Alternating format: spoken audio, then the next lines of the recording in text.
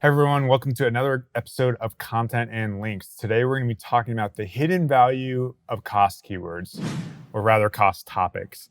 So something I've recently picked up on and we've been talking about more often is just the value of passive link intent and finding concepts that will naturally attract links over time without having you to do manual link building to them. And one of those query sets is for sure cost queries.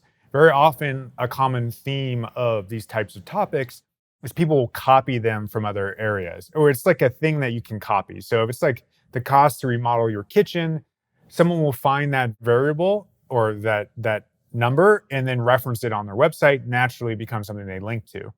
So this in general is a positive thing that if you can rank for it, it will get your domain links. But the second benefit of cost keywords is almost always these are middle to bottom funnel keywords as well. So it's a perfect intersection that is actually very rare of something that is bottom funnel and has high link intent. This means there is some unique benefit to this topic cluster that I think some people don't consider and could apply PPC to generate even more return. So what I mean by this is that in general, most PPC teams would bid on something like the cost to remodel your kitchen if you can monetize that without considering the value that the links that effort will generate also has value to your company. So what you can do is educate your PPC team on these topics to actually value search as well. Potentially you actually have them push the search page. And if you put some monetization analysis behind this, you can create a new calculation of what ranking and doing PPC for that topic set might be. To give you an example of this, NerdWallet is ranking for life insurance cost with their life insurance rates page.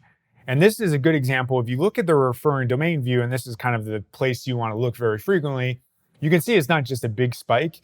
It is acquiring links over time. And because of that is a naturally acquiring link source for them.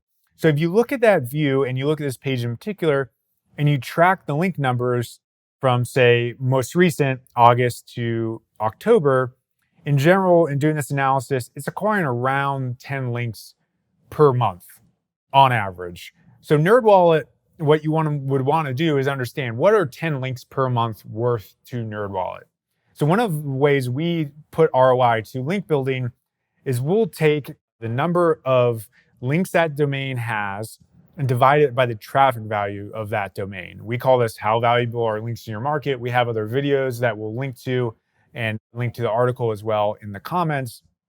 But at simple version, you divide that number, and what that will give you is a monthly value per link for that domain. For NerdWallet in particular, the number is pretty large. It's a very lucrative space, personal finance, and their number per link is pretty big because of that. So links have real value to them that they would want to apply to their PPC team to give extra value to that effort should they be able to generate links through PPC. The other thing you would want to add on top of that is the lifetime value of those links.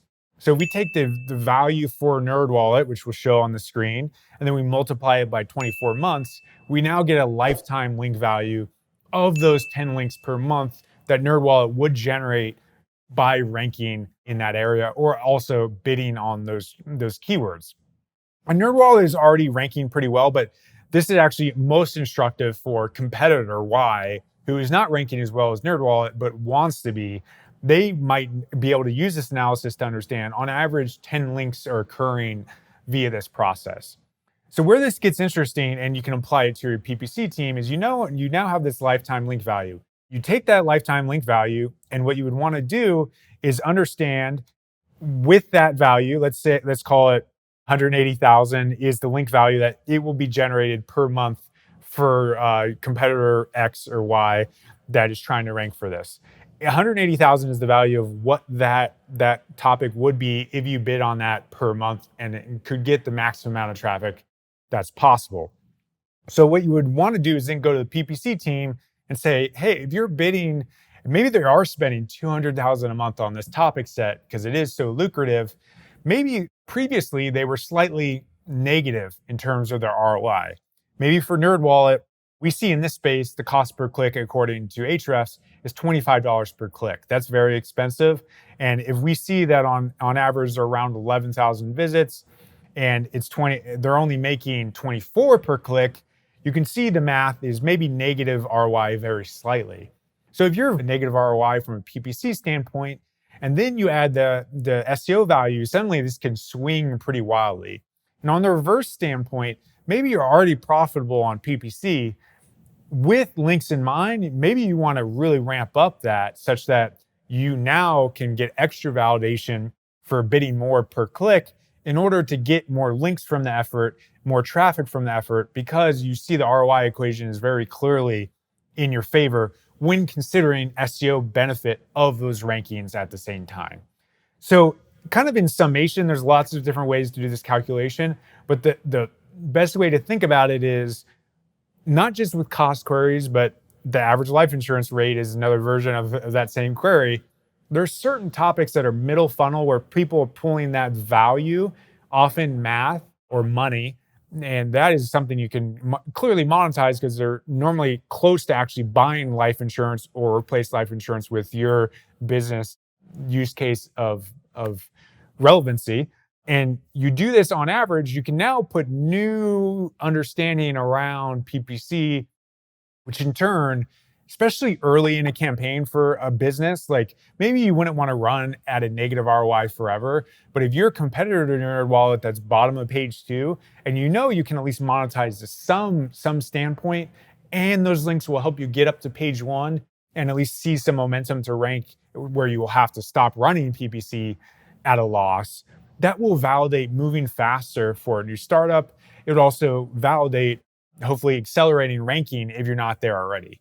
So in a worst case, you're at least accelerating the ranking in a not massively negative ROI way by considering the PPC plus passive link intent variables that are possible when combining these efforts. So this is just one way you can do this, but there's a lot of creative ways to apply this application. If you can educate your PPC team, which will hopefully get excited about new ways to generate positive ROI for what they do, and in turn get your own executive team excited about new ways you can acquire links and drive your SEO campaign up with this hidden cost of topics and PPC that exists. So I'd love to hear your feedback on this concept. If you like it, please give us a thumbs up, subscribe, and let us know what you thought in the comments. Thanks for watching.